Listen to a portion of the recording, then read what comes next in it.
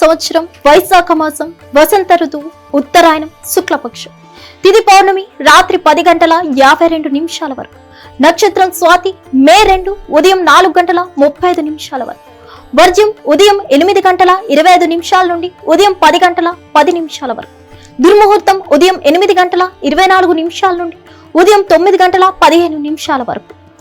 తిరిగి మధ్యాహ్నం 12:39 నుండి మధ్యాహ్నం 1:30 వరకు.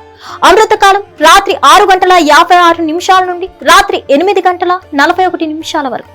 యమగండం సాయంత్రం 3:25 నుండి సాయంత్రం 5:01 వరకు.